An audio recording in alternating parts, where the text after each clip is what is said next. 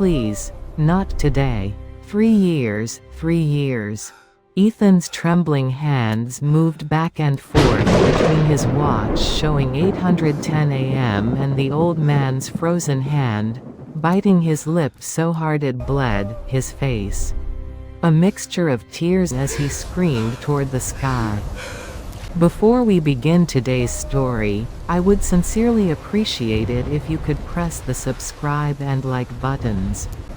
Your small act of support gives us the strength to continue, bringing you warm and heartfelt stories that are based on real experiences and creatively adapted for narration.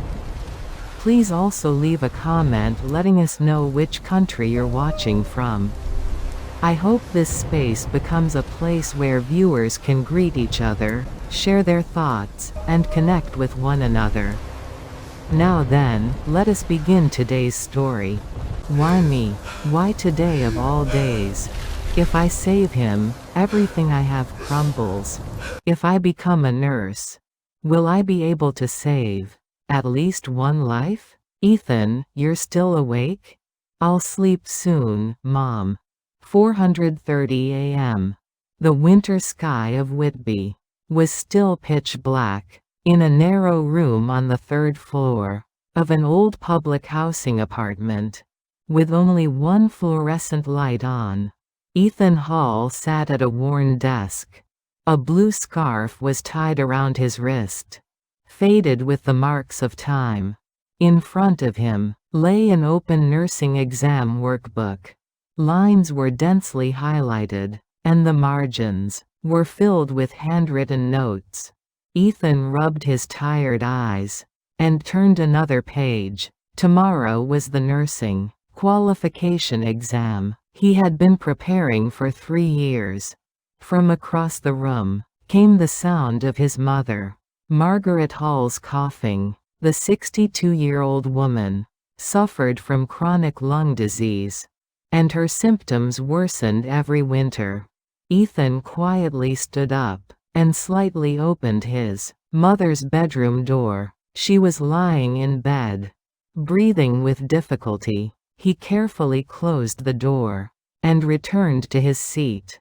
On the corner of the desk lay a hospital janitor badge, a plastic badge that read, Ethan Hall Night Shift Cleaner. He worked cleaning at Whitby Community Hospital every night from 10 p.m. to 4 a.m. After coming home, he would study for a couple of hours, catch a brief nap, and then head to the library again. 34 years old, at an age when most people were already building their careers, Ethan was only now standing at the gateway to becoming a nurse. His life had always been one step behind like this.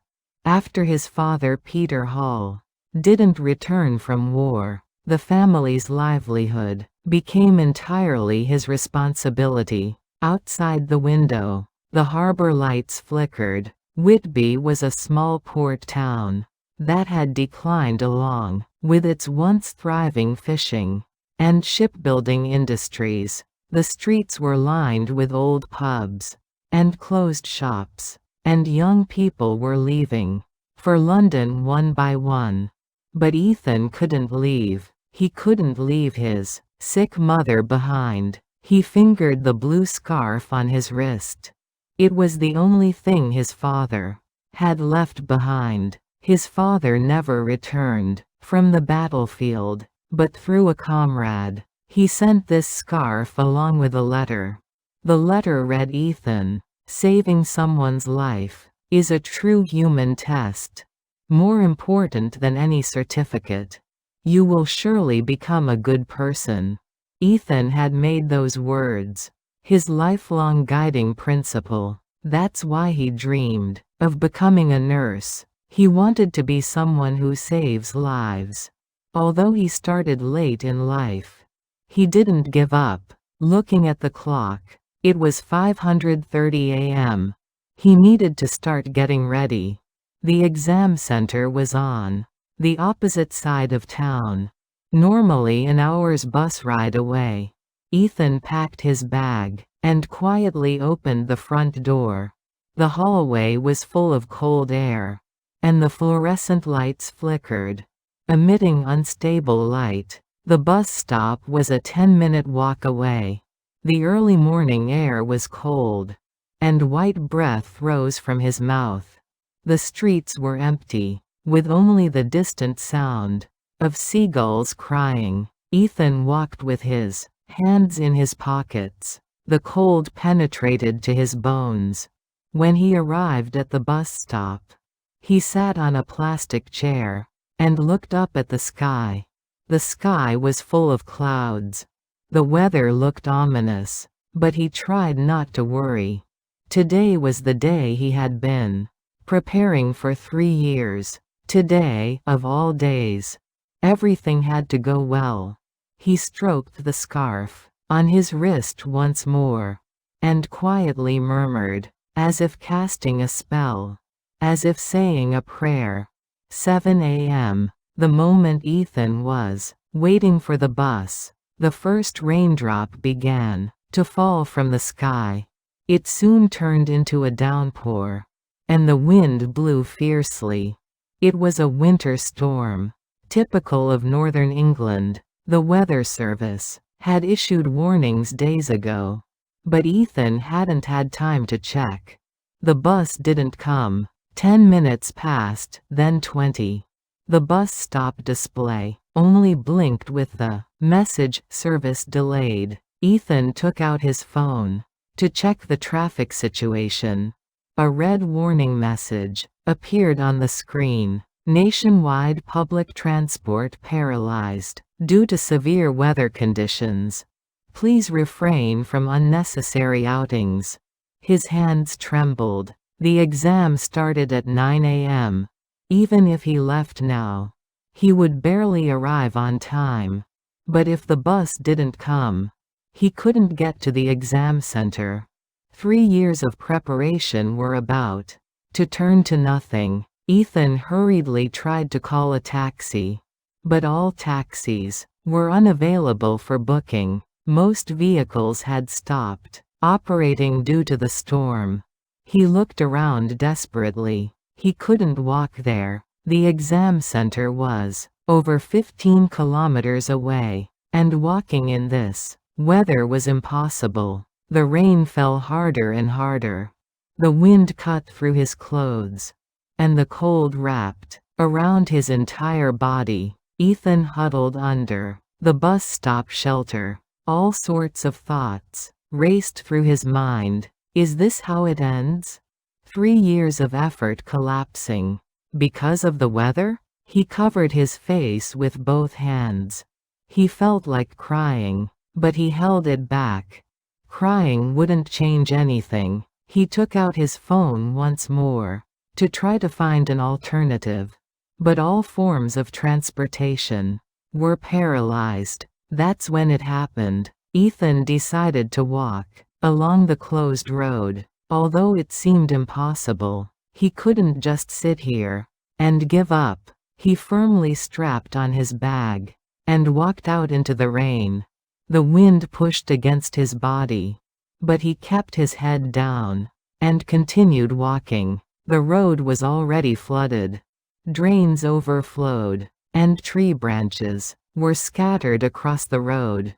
Ethan stepped carefully. His shoes were already soaked through, and his clothes became heavy. But he didn't stop. About 500 meters into his walk, he discovered something in the grass beside the road. At first, he thought it was an abandoned blanket, but as he approached closer, it was a person. An elderly man collapsed in the snow, covered only with a blue blanket. Ethan's breath caught. He rushed over to check on the old man. He appeared to be in his late 70s. His face was pale, and his lips had turned purple. His hands were frozen cold, and his pulse was very weak. It was severe hypothermia. Ethan instinctively checked the old man's airway and breathing. He was still breathing, but very shallowly and irregularly. If left like this, the old man would be in a critical condition within minutes. He immediately called 999. But the situation was desperate. The ambulance was delayed due to the storm, and would take at least an hour to arrive. In an hour, something irreversible would happen to this old man. Ethan quickly looked around. There were no passing cars. No one to ask for help. He looked at his watch. 8:10 a.m. 50 minutes until the exam. Saving the old man here would take at least 30 minutes. And then he definitely couldn't make it to the exam. 3 years of preparation would turn to nothing. Ethan's mind was in chaos. His hands trembled, and his heart pounded frantically. He looked down at the old man, then looked at his watch again. Tears welled up in his eyes. The rain continued to fall, and the wind lashed at him. Ethan clutched his head with both hands. A groan-like sound escaped his lips. Everything was so unfair. Why today of all days? Why did this have to happen at this moment? He looked around again. He hoped that maybe someone would pass by. Maybe the ambulance would come quickly. But the road remained empty, and the storm grew fiercer. No one was out in this weather. Ethan looked down at the old man again. The old man's face was growing paler and paler, and his breathing was becoming weaker. With his medical knowledge, he knew exactly how critical the old man's condition was. If he didn't give emergency treatment right now, this person would face a critical situation within 10 minutes. But what about the exam? What about those 3 years of working day and night and studying? What about the pain he endured to earn money for his mother's medical treatment? What about his dream that becoming a nurse would allow him to save more people? Everything hinged on this moment. Ethan took out his phone again. What if he called the exam center to explain the situation? But he already knew. The exam regulations were clear. For any reason, if you didn't arrive at exam time, the retake was 1 year later. There were no exceptions. 1 year. Having to wait another year was unbearable. His mother's illness was gradually worsening, and living expenses were constantly insufficient. If he became a nurse, his salary would be 3 times higher than now. Then he could provide proper treatment for his mother. But waiting another year meant leaving his mother in pain for another year. He knelt down. Rainwater ran down his face. He couldn't tell if it was rain or tears. He looked up at the sky and murmured, "Please, please not today." Why? His voice scattered in the wind. The sky didn't answer, and the rain continued to fall. The world was indifferent to his suffering. He was being torn between reason and emotion. Reason was clear. He had to go to the exam center. He had already called 999 for the old man. The ambulance would come, even if it was late. It wasn't Ethan's responsibility. He had already done his best. Now he had to go for his own future. That was the rational choice. But emotion was saying something different. Something deep in his chest was holding him back.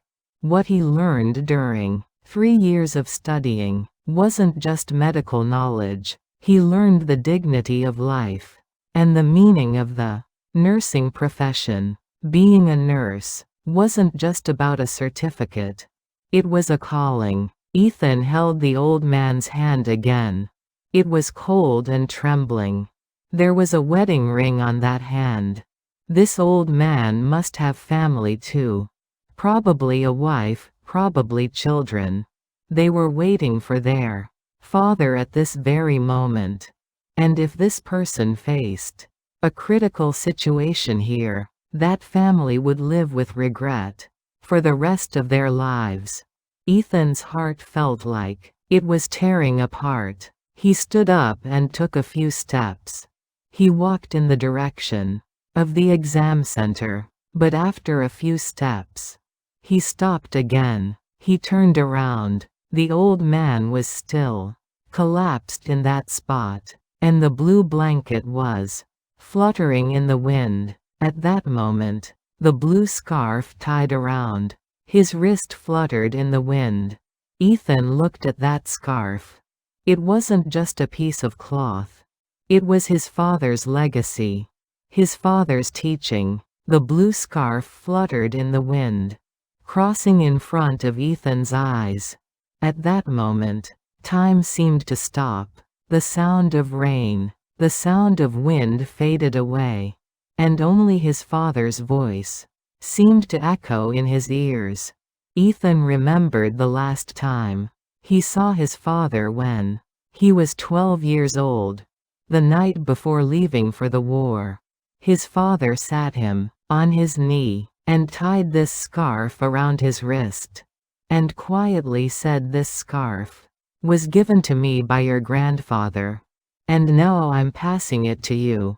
Our family isn't rich or famous, but we've kept one thing for generations. That's a good heart." Young Ethan didn't fully understand the meaning of those words, but his father continued, "When I go to war, I'll be scared too. Dangerous moments will come, but I'm making one promise before I go.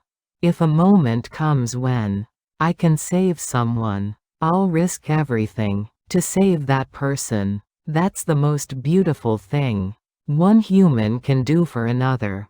And his father said finally, "Ethan, someday you'll also face a moment of choice. A moment when you must choose between your own interests and someone else's life. Remember then, saving someone's life is a true human test, more important than certificates, money, or honor." His father never returned from the battlefield, but according to stories told through comrades, his father truly gave his life saving a comrade's life. His father lived as he said, and left as he said. Ethan closed his eyes. Rainwater ran down his face. Countless thoughts crossed his mind, but gradually they began to converge into one thought. What would father have chosen in this moment? The answer was clear. Father wouldn't have hesitated. Father would have immediately saved this old man, without thinking about the exam. Because it was the right thing to do. Because it was the most beautiful thing one human could do for another. Ethan slowly opened his eyes. His gaze had changed. He no longer wandered. He no longer conflicted. He made his decision. He approached the old man and knelt, and quietly murmured, "Father, I want to live like you too." Ethan unwrapped the scarf, and wrapped it around the old man's neck, and carefully lifted the old man onto his back. The old man was lighter than he thought. Or perhaps Ethan had gained strength. He didn't look at his watch. The exam time no longer mattered. What mattered now was only one thing: getting this old man to the hospital. That was the real test. The real human test. More important than a nursing certificate. Ethan took a deep breath and murmured, "Today my test is this person." His voice was firm. It no longer trembled. He firmly carried the old man on his back and began walking toward the hospital. The hospital was about 2 kilometers away. Normally it would be a 20-minute distance, but carrying an old man in this weather would take at least 40 minutes. But Ethan didn't hesitate. He moved forward step by step. The rain fell harder, and the wind pushed him back. But he didn't stop, just as his father had done.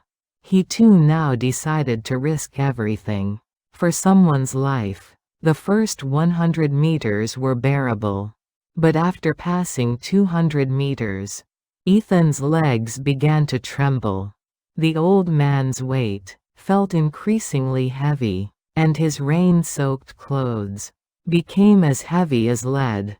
But he didn't stop. The road was flooded, and branches and debris floated everywhere. Ethan stepped carefully. If he slipped once, both could get hurt. He held the old man tighter. About 500 meters in, his thighs began to cramp. Sharp pain pierced his legs.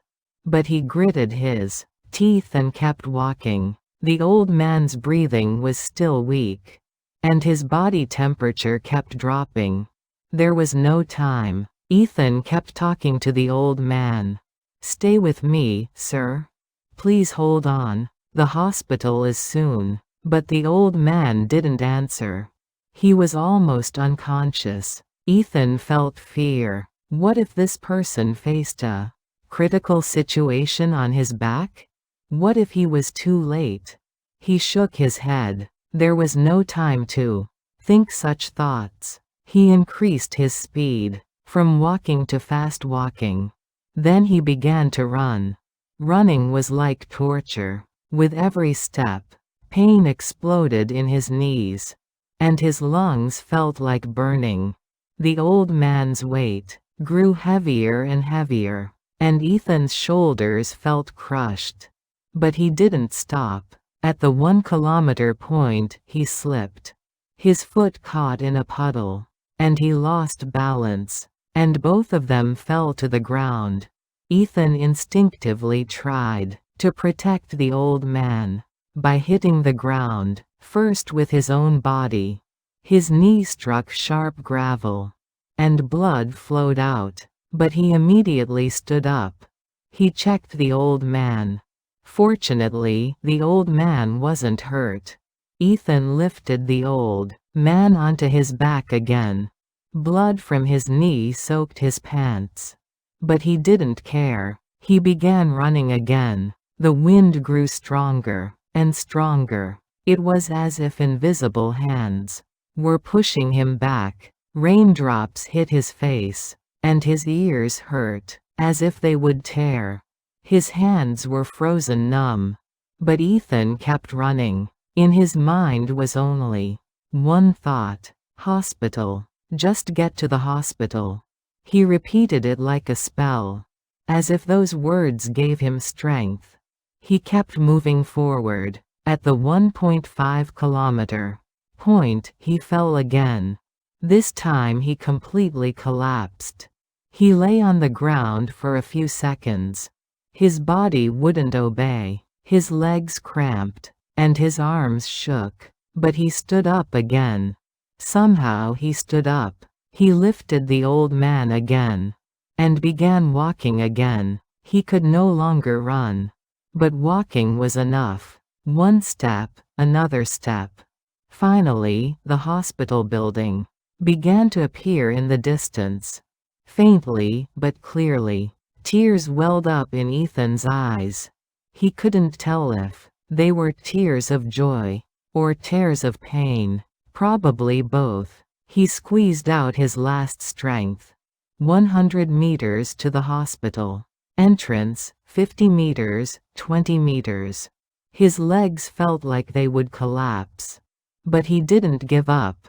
Finally he arrived at the emergency room entrance of Whitby Community Hospital. The automatic door opened, and warm air greeted him.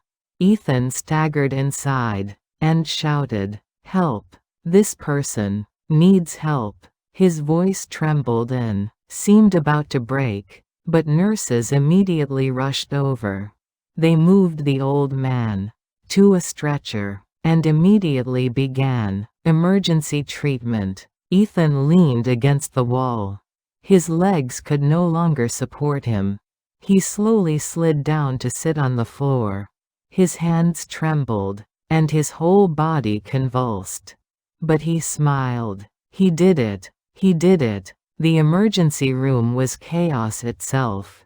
Storm victims kept being brought in, and medical staff were moving frantically. Ethan leaned against the wall, gasping for breath. His clothes were soaked through, and his knees were still bleeding. A young nurse approached him. Her name tag read, Amelia Porter, RN. She appeared to be about 29 years old, with tired eyes, but a warm smile. "Are you okay? Your knee is bleeding badly." Ethan shook his head. "I'm fine." "That person. Is the old man okay?" Amelia helped Ethan stand up, and guided him to a chair. She brought a first aid kit, and began disinfecting Ethan's knee. "The doctors are doing their best right now. It's severe hypothermia, but fortunately you arrived in time. If you had been even a little later." She couldn't finish her sentence. Ethan understood what she meant. Even a little later and the old man would have faced a critical situation. He breathed a sigh of relief. Amelia wrapped a bandage around Ethan's knee and asked, "How did you bring him? All the way here? Alone in this weather?" Ethan nodded. He didn't have the energy for a detailed explanation. Amelia looked closely at his face, and quietly said, "You walked a really dangerous path." She looked at Ethan's hands. They were on the verge of frostbite. She quickly brought a warm blanket, and covered Ethan with it, and handed him warm tea. "Drink slowly. Your body temperature has dropped a lot." Ethan received the cup with trembling hands. As the warm tea went down his throat, sensation gradually began to return. He kept looking toward the intensive care unit. Would the old man recover? Was his choice right? Amelia sat next to Ethan. She hesitated for a moment and asked, "Excuse me, did you have something important today? You keep looking at your watch." Ethan gave a bitter smile, looking at his watch. It was 9:45. The exam had already started 45 minutes ago. He quietly answered, "I had a nursing exam. An exam I prepared for 3 years." Amelia's eyes widened. She looked at Ethan with a shocked expression. "But you gave up the exam to save this person?" Ethan nodded. Amelia couldn't say anything for a while. Tears welled up in her eyes. She quietly said, "I'm also a nurse. I've done this work for 5 years. But I've never seen anyone like you. Without a certificate, you're already a real nurse." That's when it happened. The emergency room entrance suddenly began to stir. Security teams rushed in, and the hospital director came down personally. Medical staff murmured about what was happening. Amelia asked a fellow nurse, "What's going on?" The identity of the patient just brought in has been confirmed. VIP among VIPs. They say, the father of the hospital's biggest benefactor. Ethan couldn't believe his ears. The old man he saved was such an important person? Amelia looked at Ethan and quietly said, "The world is truly mysterious. You just saved a life." But it turns out, she couldn't finish her sentence. Outside, the sound of luxury vehicles arriving in a line could be heard. The hospital entrance was instantly filled with people in black suits. Ethan tried to stand up, but his legs had no strength, and he sat back down. Amelia held him. "You still shouldn't move. You need to rest more." But Ethan was curious about the old man. Was he really okay? Was his sacrifice not in vain? He kept looking toward the intensive care unit. The emergency room atmosphere completely changed. All medical staff moved, with tense expressions, and the VIP ward was hastily prepared. Ethan felt all of this was surreal. Just a few hours ago, he was an ordinary young man, going to take an exam. But now he was at the center of a situation that had the entire hospital in upheaval. Amelia continued to check Ethan's condition. She held his hands and rubbed them warmly. It was to prevent frostbite. What you did is truly amazing. You proved something more important than a nursing certificate. Ethan shook his head. I just did what I had to do. But in a corner of his heart, anxiety still remained. Giving up the exam. How to explain to his mother the reality of having to wait another year? Everything weighed on him. 30 minutes passed. Ethan was still sitting in the emergency room waiting area. His body temperature was gradually recovering, but his mind was still anxious. Amelia continued to care for him beside him. Your body temperature has almost returned to normal. That's fortunate. Ethan nodded. Then suddenly, as if remembering something, he asked, "Excuse me, could I borrow your phone for a moment? I need to call home." Amelia handed over her phone. Ethan dialed his mother with trembling hands. After a few rings, his mother's voice was heard.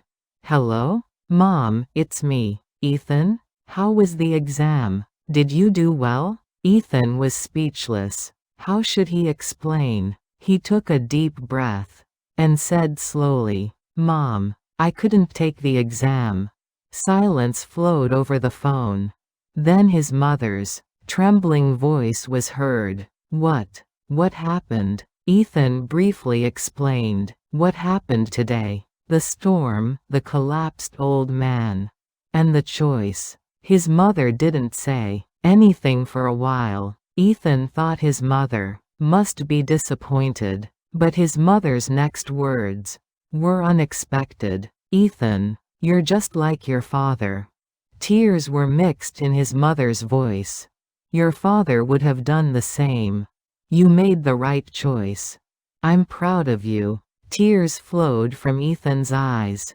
He was too choked up to speak. His mother continued, "You can take the exam again. But life only happens once. You saved someone's life. Do you know how precious that is?" "Mom, it's okay. We can endure together for another year. Mom is fine, so don't worry too much." Ethan couldn't hold back any longer. He said, sobbing, "Thank you, Mom. Thank you so much." After hanging up, Ethan kept his head down for a while. Amelia quietly placed her hand on his shoulder. She didn't say anything, but that alone was comforting. That's when it happened. A doctor came out of the intensive care unit. He had a tired expression, but wore a relieved smile. "The patient has stabilized. If you had been even a little later, it would have been very dangerous." "Who brought the patient?" Amelia pointed to Ethan. The doctor approached Ethan and extended his hand. "You saved that person's life. You did something truly remarkable." Ethan shook the doctor's hand and asked, "Is he really okay?" "Yes, it will take some time to fully recover. But there's no danger to his life." Only then did Ethan breathe a sigh of relief. His choice was right. He saved one person's life. Although he gave up the exam, he gained something more important. But then, the hospital entrance began to stir once more. Several luxury vehicles arrived. and the security team completely surrounded the hospital. The director personally ran to the entrance. The person who got out of the car was a man in his late 50s. He wore a perfectly tailored suit, and dozens of assistants followed him around. His face was full of worry and fear. Amelia whispered in a small voice, "That's Jonathan Reeves, one of the most influential financial tycoons in Britain, the chairman of Reeves Holdings." Ethan had heard that name before. He had seen it in the newspaper a few times. He was one of the people who moved the British economy. Jonathan Reeves rushed into the hospital. The director guided him, and he headed to the intensive care unit. His voice was trembling. "Father, father, please." The doctor calmed him down and explained the patient's condition. Jonathan knelt beside his father's bed and held his hand. He was crying. Ethan watched the scene from afar. The person he saved was the father of such an important person. But it didn't matter to him. Whoever that old man was, he would have made the same choice. An hour later, Jonathan Reeves came out of the intensive care unit. His face showed relief, but his eyes were still red. The director was explaining something to him. "The person who brought the patient is over there." The director pointed to Ethan.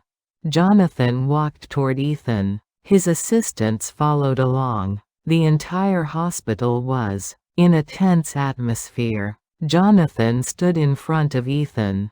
He silently looked at Ethan for a while, and quietly said, "Are you the one who saved my father?" Ethan tried to stand up, but his legs had no strength, so he remained seated. He nodded. Yes. He had collapsed on the road. Jonathan looked at Ethan's condition.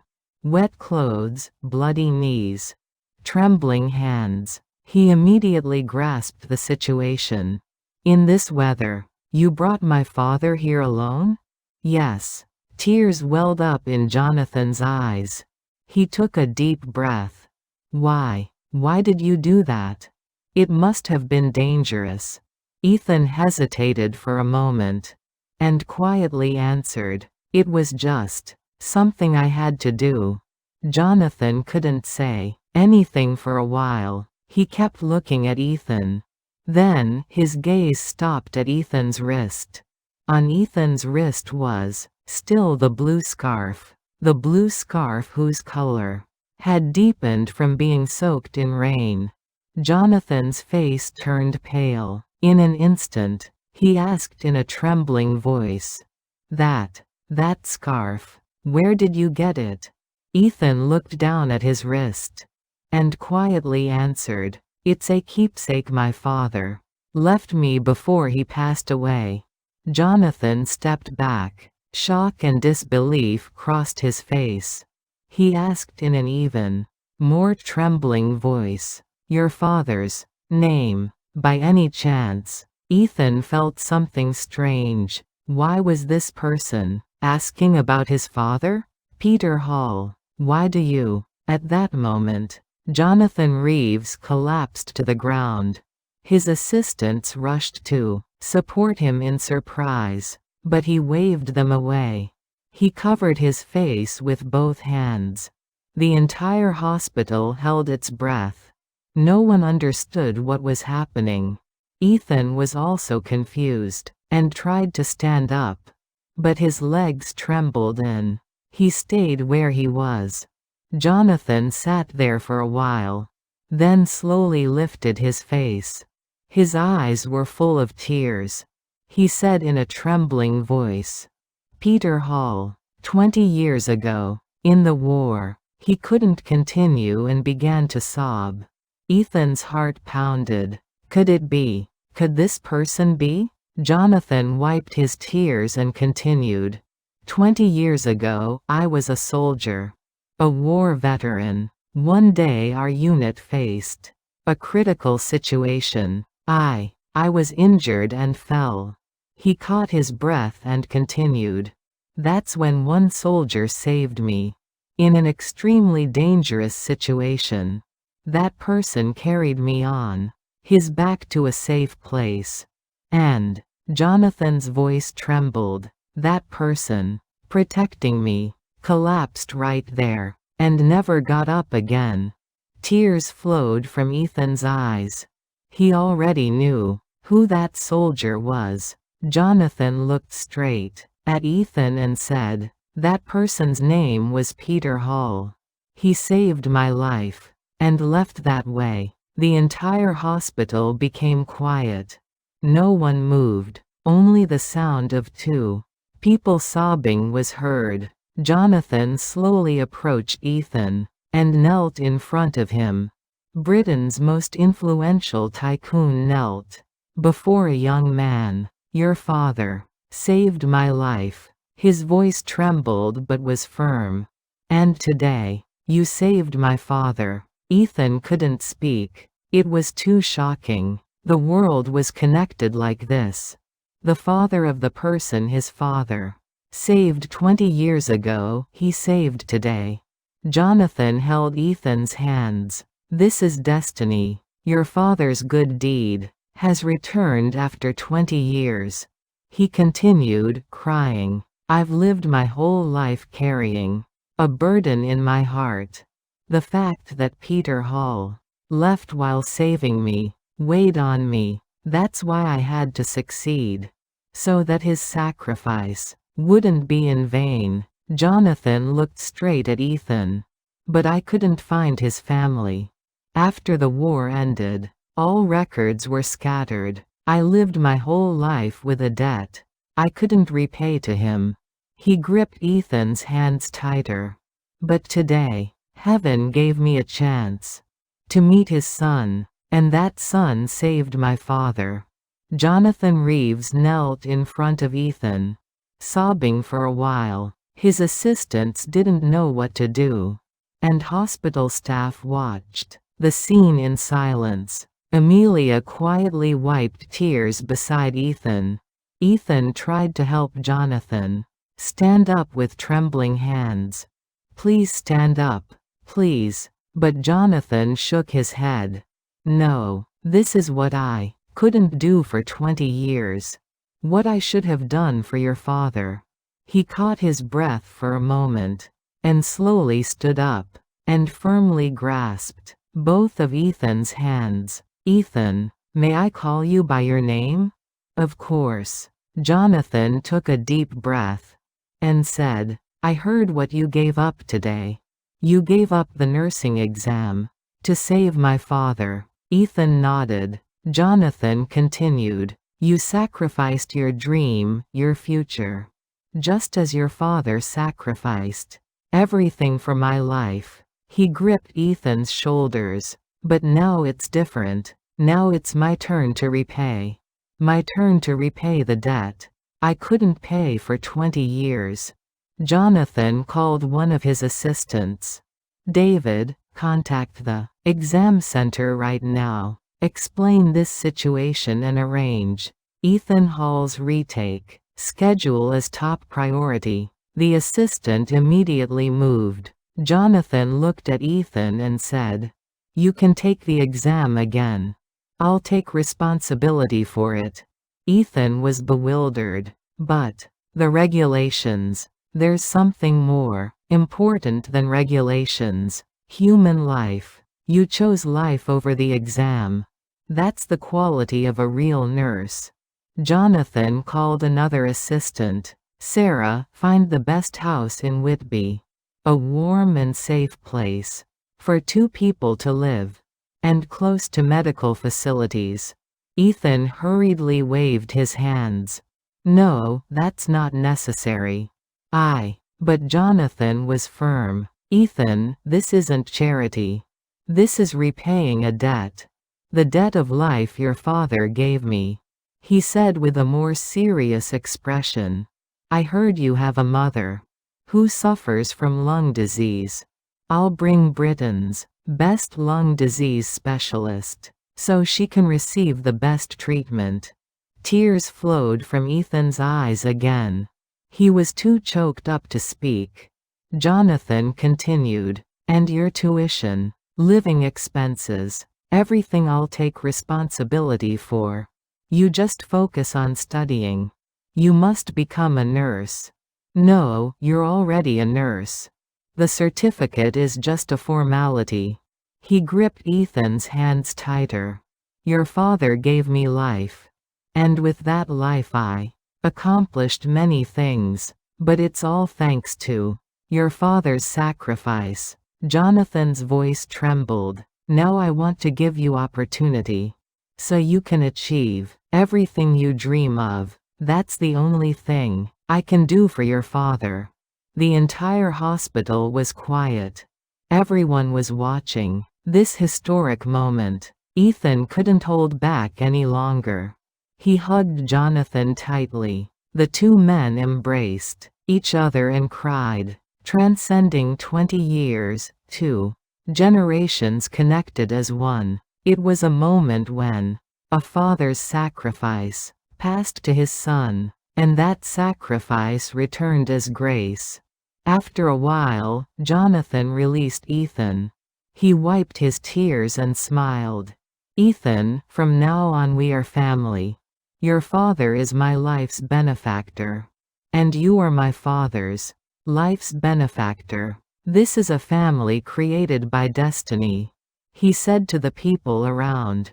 "From today, Ethan Hall and his mother Margaret Hall are family of the Reeves household. Everyone should treat them as such." The assistants all bowed their heads. Amelia patted Ethan's shoulder in congratulations. The hospital director also approached and shook Ethan's hand. Jonathan handed Ethan his business card. "Contact me anytime. If you need anything, don't hesitate. You're not alone." Ethan received the card and nodded. He still felt like he was dreaming. Just a few hours ago, he was in despair. But now everything had changed. Jonathan turned toward the intensive care unit. "When my father wakes up, he'll definitely want to meet you. I'll see you then." He gripped Ethan's shoulder once more. "What you did today will be remembered forever. You're a hero, Ethan." 1 year later, Whitby's winter was still cold.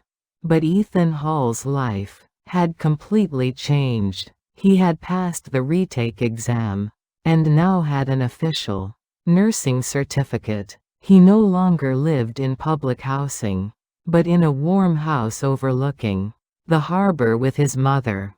His mother Margaret Hall had received treatment from Britain's best lung disease specialist, and recovered much of her health.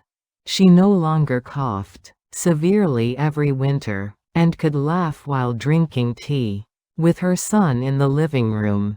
Early morning, Ethan put on his nursing uniform and stood before the mirror. A name tag reading, Ethan Hall, RN, was pinned to his chest. He tied the blue scarf around his wrist. That scarf was no longer just a keepsake. It was a symbol of sacrifice and love passed down through generations. His mother came out of the kitchen and said, "You're leaving early again today." "Yes, Mom. An important patient is being discharged today. Mr. Jonathan's father, right?" "Yes." Over the past year, Ethan had cared for Jonathan Reeves' father, so he could fully recover. The old man had completely regained his health, and today was finally the day of discharge. Ethan headed to the hospital. Now he walked those corridors, not as a janitor, but as an official nurse. Colleagues greeted him, and he replied with a smile. Arriving at the VIP ward, Jonathan was already there. He smiled brightly when he saw Ethan. "Ethan, father is finally being discharged today." Yes, I'm really happy." The two men entered the room. The old man was sitting on the bed, smiling with a healthy face. When he saw Ethan, he extended his hand. "My life's savior." Ethan held the old man's hand. "I'm so glad you've regained your health." The old man looked at the blue scarf tied around Ethan's wrist, and looked at Jonathan. "This young man is that person's son." "Yes, father. Peter Hall's son." Tears welled up in the old man's eyes. 20 years ago, this person's father saved my son. And now my son's son saved me. The world is truly a mysterious place." He gripped Ethan's hand firmly. "Thank you, young man. You're a true hero." Ethan shook his head. "I just did what I had to do." After the discharge, procedures were complete. Jonathan and his father prepared to leave the hospital. But before leaving, Jonathan took Ethan outside the hospital. "Ethan, can you spare a moment?" "Of course." The two men walked to the hospital garden. Winter sunlight was shining warmly. Sitting on a bench with light snow, Jonathan spoke. "Ethan, so much has changed in this past year, for you and for me." "Yes, truly." Jonathan hesitated for a moment, and said, "Our hospital foundation is starting a new program, a free medical service program for low-income patients." Ethan listened attentively. "We're naming the program Peter Hall Memorial Program, after your father's name." Tears welled up in Ethan's eyes. "Really? Thank you. And we need someone to lead that program, someone who truly loves patients and knows how to sacrifice." Jonathan looked straight at Ethan. "I want that person to be you, Ethan." Ethan looked at Jonathan in surprise. "But I only have 1 year of experience." "Experience isn't what's important. Heart is what's important. You chose life over the exam. That's the kind of person we need." Ethan couldn't say anything for a while, then slowly nodded. "Thank you. I'll do my best." Jonathan smiled and patted Ethan's shoulder. "Now we're truly family. Your father's sacrifice has borne such beautiful fruit." The two men stood up and looked at the hospital building. Inside, countless lives were being saved, and now Ethan had become part of that work. In the evening, Ethan walked the hospital corridor, stroking the blue scarf on his wrist. He quietly murmured, "Father, now I too am protecting someone's life. Just as you did." At the end of the corridor, a newborn's cry was heard. The birth of new life. Ethan smiled and walked toward it. On a snowy Whitby winter night, the hospital lights shone warmly. And inside, Ethan Hall had found his true place.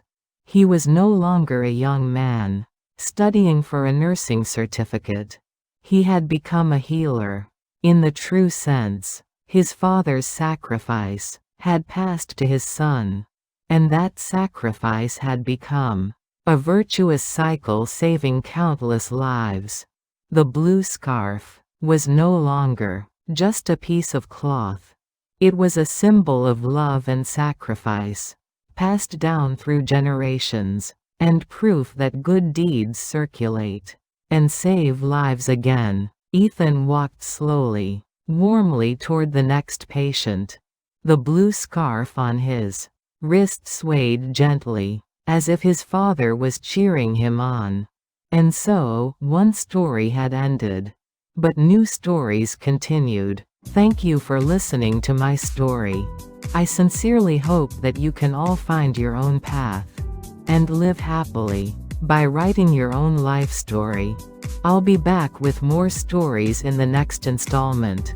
Goodbye for now.